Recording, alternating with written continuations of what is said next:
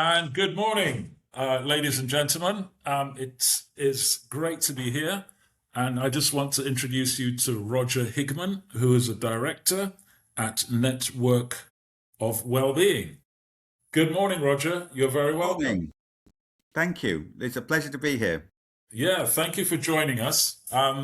So what we normally do as a way of, introduction, obviously we've introduced ourselves. What I would normally do is we just dive straight into it, Roger. So, Sounds good. so Roger, please, once again, it's a pleasure that, great for you to be here. Could you just introduce yourself? Tell me, about your journey at Network of Wellbeing, the company, what you do, and we'll progress from there. Okay. Well, my journey is quite a long one, but hopefully That's fine. That's fine. we can shorten Fire it. away. Edit it My, if you wish, but yeah, as I'm Roger Higman, and I'm the director of an organisation called the Network of Wellbeing. We're a charity based down in Totnes in Devon. Um, and I guess the starting point for this, for my mind, is the two best things I've ever done in my life. Both involved giving up a job. About 1985, I gave up a job working as a very junior clerk and joined an organisation called Friends of the Earth as a volunteer. okay. And that then enabled me to get a job there. And for many, many years, I was an environmental campaigner working on transport issues, air pollution, climate change, that sort of stuff. Um, but it was very satisfying, and I loved it. It was my life. But after a while, it began to pale. You want other things, and Yeah. in the tail end of the noughties, I was living in London. I was single. I was really, really, maybe burdened down a bit by the environmental sort of catastrophe that Right. people say is coming, which the evidence is very strong that it's not good. Um, and so I was getting low and thinking, well, this isn't really the life I want to lead. And then I did something, again, I gave up my job, and I responded to a call from a woman in Plymouth who, well, we'd met at a festival, and one thing led to another, and she said, "Come down to Plymouth in Devon and help me live my life and help bring up three daughters." And I thought that was just a fantastic offer, Excellent. and so I did.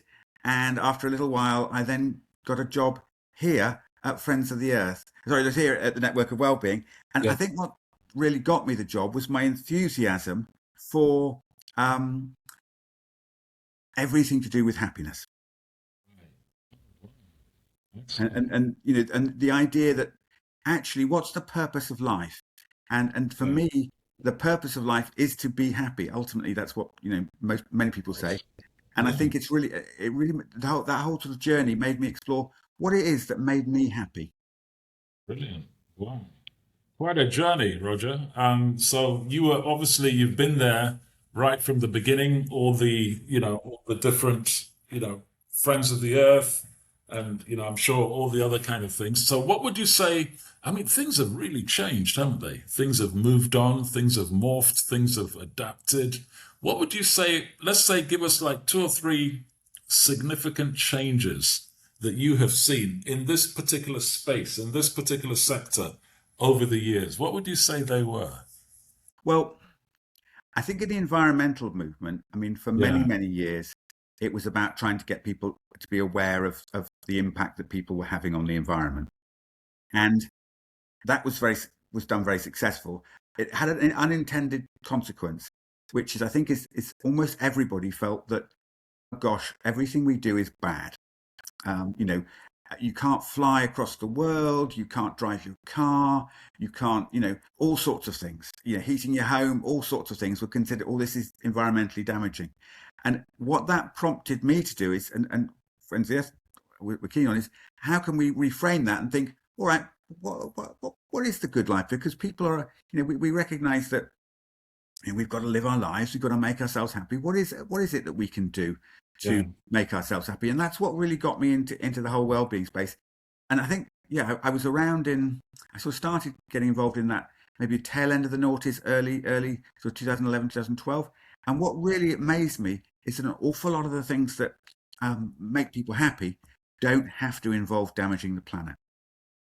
okay, And I think that's a really interesting thing. And then since then, what's really struck me is how much public interest there is in this question about what makes people happy. Because I think an awful lot of the conventional wisdom about, you get a job, you buy a house, you have children, whatever, you consume, an awful lot of the conventional wisdom isn't working for people, partly because they haven't got enough money. They're not, people can't afford to buy a house, but partly also because even those who can are thinking, well, that's not really, the end of my achievements.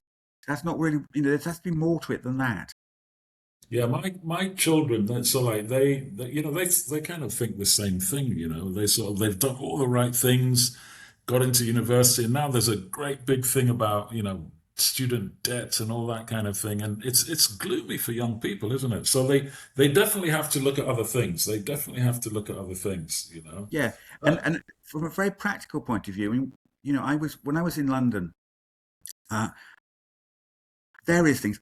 I started studying again, and I found that I would come out of the office and I would be really tense and really stressed, and I'd work my way up the Northern Line, from Old Street up to Euston, yeah, and as fast as I could, charging against other people to get to my lectures on time, six yeah. o'clock, and within 25 minutes I was just transfixed. I was thinking, gosh, I'm This is so not it. calm because I'm learning something new, I'm doing something different, and Yeah, that came in. And then in the weekends, I'd set up a walking group. And what I found was that the person who benefited from the walking group most was me, because I got all this kudos from people saying it to me, look, we really appreciate what you're doing. We're having a great time out in the countryside. And I thought, well, actually, arranging things, connecting with people, all those sorts of things, being physically active, all very important for one's well-being, and far more important than just, sitting in the pub watching the football on a Saturday afternoon. definitely. No, I can really resonate with that. I mean, some of my, one of the things that keeps me sane here in London is those Saturday afternoons where, I go power walking and this and that in the, where there's, countryside, where there's things, you can really sort of like balance up. Yeah. So Yeah, that's really interesting. I mean, well-being, it has, how it's the interest has really gone far, hasn't it? Because everybody's aware of the rat race, things are getting harder, material things are not necessarily, obviously, they're not going to make you happy. So have you seen a kind of a trend towards sort of like mindfulness?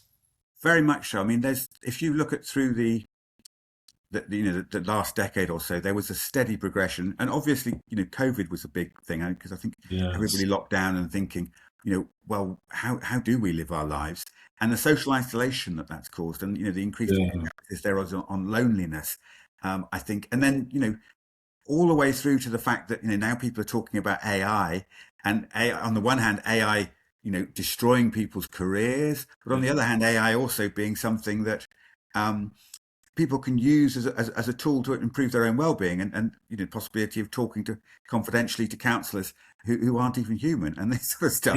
So Yeah. there's a huge amount of interest in it, and I think it is a time to sort of think, well, okay, what, as a society, what is the purpose of life, and Yeah. what do we want to get out of it? That's it. That's a very, very pertinent point. So, we'll go back to Network of Wellbeing, the company that you're running it, that you're obviously engaged with. So what would you say makes Network of Wellbeing unique?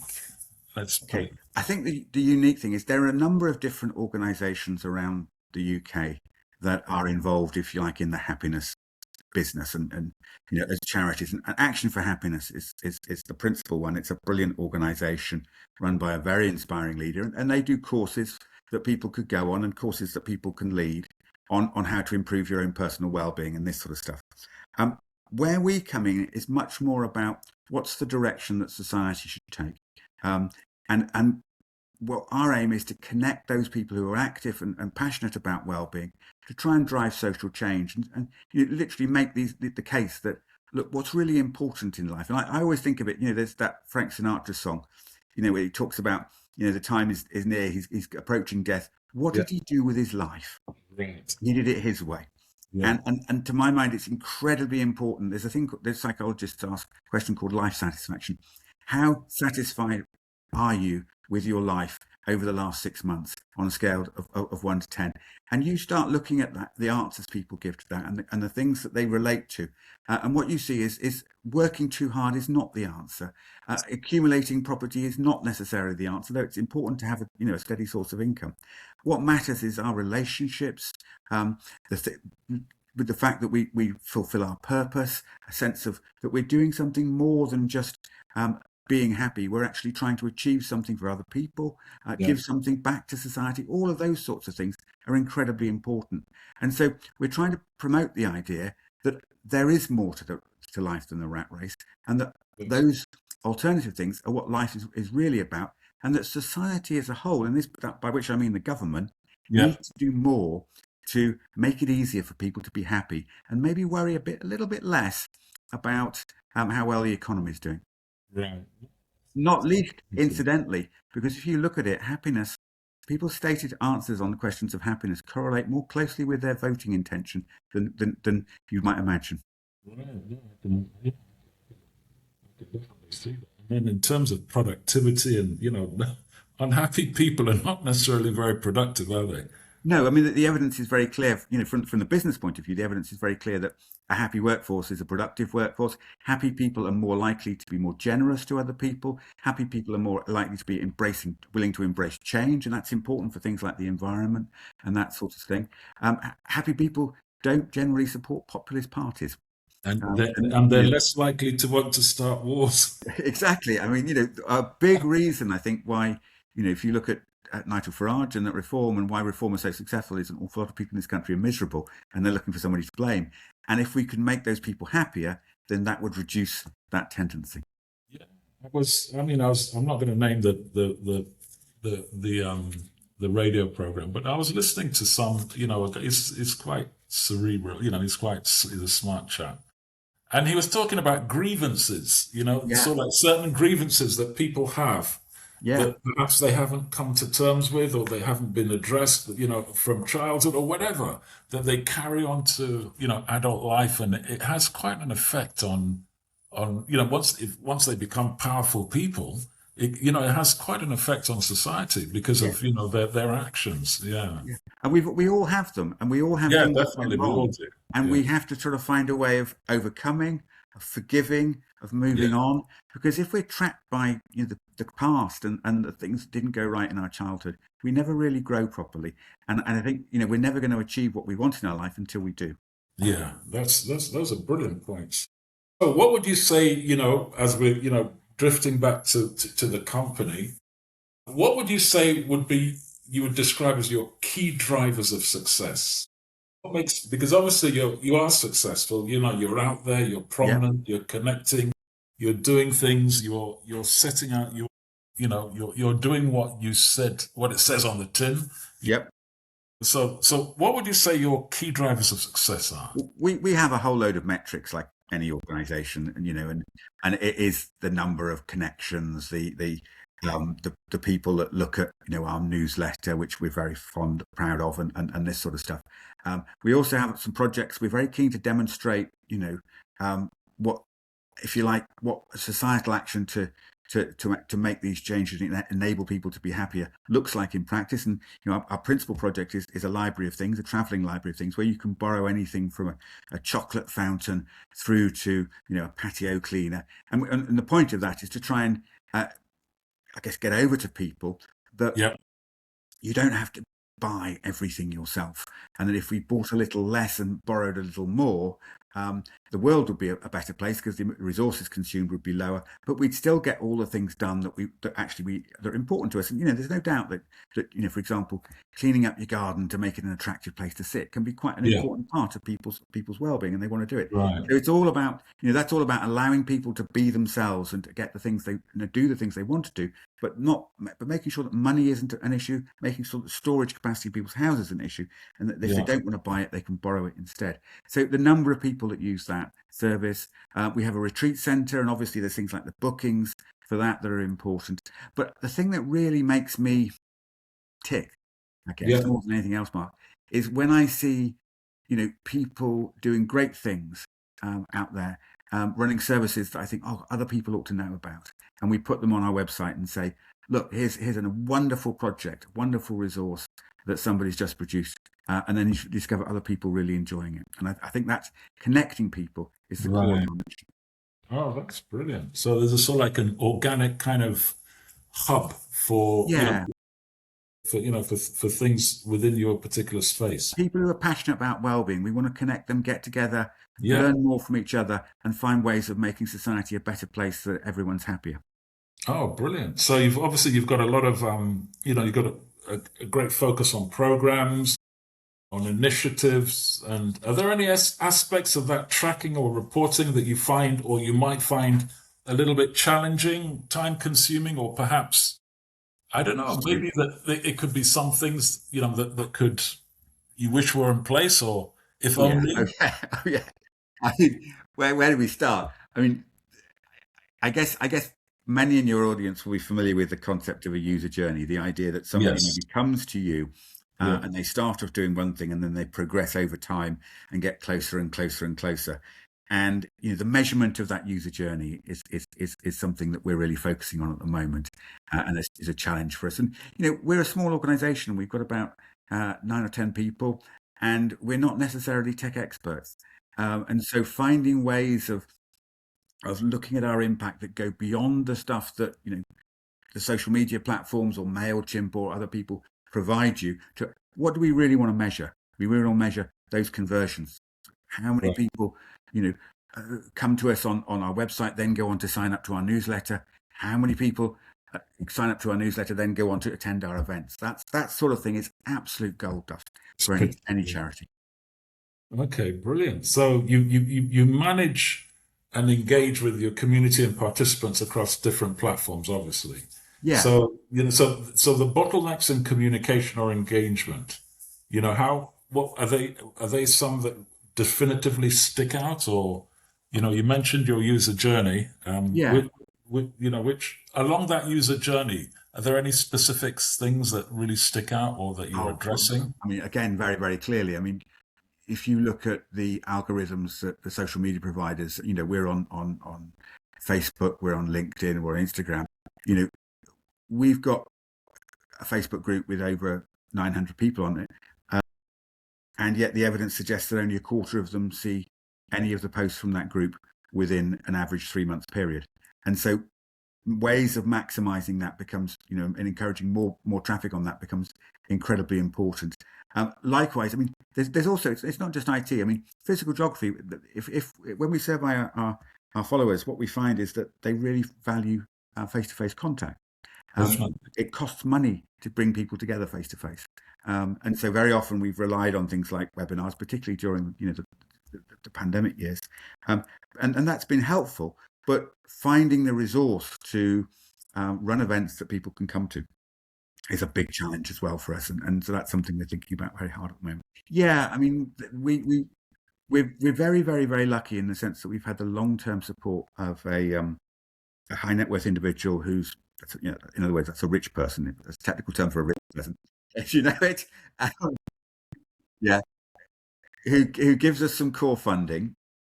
We make quite a lot of money, about almost half of our money from trading, borrowing fees, rental fees, and this sort of stuff. And then the rest, we're looking for grants of various sorts. And the competition for grants is very, very high. And so funding is always an issue. But yeah, we're basically, we could do an awful lot more to connect people with a little bit more income. Yeah.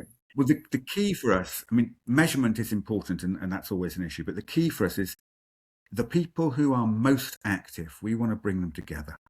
So these are people, typically there might be a sole trader or a person working for a small charity who is running well-being activities, maybe in nature or maybe creative things. A lot of people do writing workshops, painting workshops, that sort of stuff.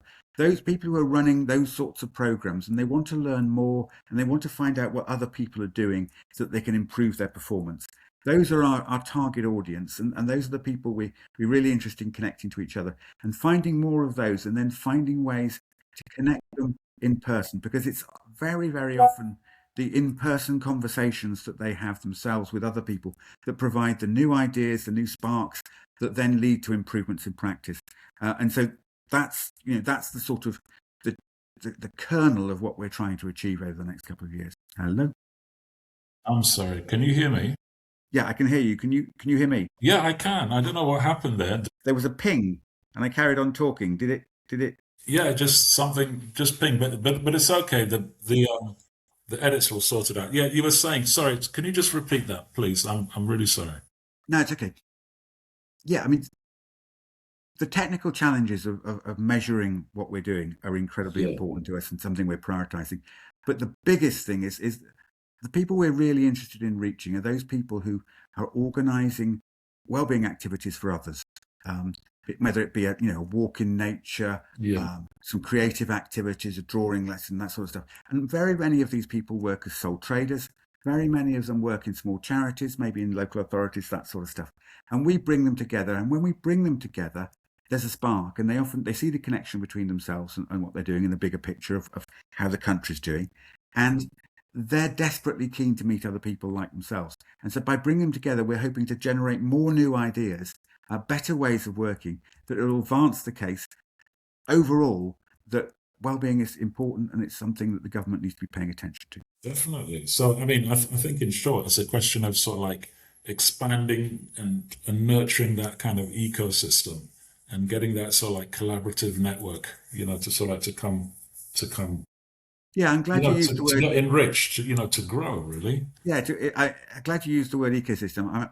I'm a gardener, and I have an allotment, and I think it's very much around growing those connections and growing those people and their relationships. And we call it building well-being together. And Brilliant.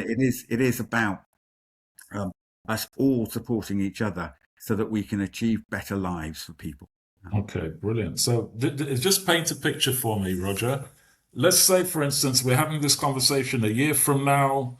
What would you have to have happened for you to feel that it's been a great year for now, Yeah. for Network of Well, Wellbeing? we're just about to launch an ambassadors program where people Excellent. a new sort of relationship where those people who I mentioned who are running wellbeing activities can connect with us and affirm their connection through becoming an ambassador. And we would provide them opportunities to market their products and their Yeah. services, and they would hopefully tell people about what we do and get more people involved. The big thing, if I had to look a year forward, what I really want to do is to bring a whole load of those people together. We did so in just before the pandemic, Okay. um, and the energy in the room, over a weekend, the energy and the connections that were built up were mind blowing. All of a sudden, there were different parties and people who'd come to the events we organised were busy organising new organisations, setting up new initiatives together. All over the country, trying to find ways of advancing the wellbeing cause. And so, if we look a year ahead, what I would love to see is more events like that, where we brought the people who are really passionate about wellbeing together, Yeah. and enabled them to grow and to connect with each other and build a movement. Build a movement that says well-being is what really matters. Yeah. Say it to the people of the country. Say it to the government, so that the government does more to promote well-being. Excellent. No, that's really great. So I think that growth is really a factor. Growth in the value that you bring is Yeah, definitely, reaching out to stakeholders and, it's kind of like organic growth, but then obviously there is sort of like interoperability sort of systems that could be implemented. But, that's fantastic, Roger. That's fantastic. So we're kind of tailing off, coming to the end. yeah. It's been great. It's been fantastic journeys. It's been a fantastic sort of like discussion and everything. Can you just give me, before we get into perhaps the audit, could you just say, okay, you mentioned that you've got ambassadors program coming up. Do you have Mhm. anything prominent that's in the future that you want to tell our audience about concerning, what you have on the offing from the company? Well, I guess the other things, it's spring. Yep. One of the great ways of connecting people, improving their well-being, is to connect them in the outside world, and in the fresh air. Yeah. And we've got a couple of initiatives coming up in Devon that I think are really, really interesting. One of them is a Share Fest, which is where we bring together all the projects in Devon in our part of Devon that are concerned with sharing and borrowing, and Okay. and that includes things like people who are busy doing sewing circles, people who are busy doing bike repair, and just to showcase all the different ways that people can make their lives better by getting something maybe they thought at the back of their garage that is broken fixed. And that's one event, and then another event, an absolutely lovely event, is something called the Wool Fest in Buckfastleigh, Okay. which is a celebration of everything woolen, from all the way from sheep shearing, llama shearing, which we had last year, through to spinning and weaving, felt making, all of those sorts of activities in a beautiful green out in the centre of a small town called Buckfastleigh. And it's a lovely event, Yeah. and it's brilliant for the children. We always get about 700 to 800 people. And I just love the fact that community comes together to celebrate that sort of thing and to get involved in those sorts of activities. Because, there's a lot of skills to be learned. Yeah. There's nice things to be made, people to be met.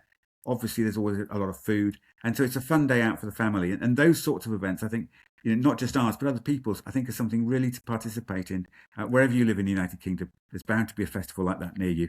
And I urge people to go and join it because it's guaranteed to be a good day out.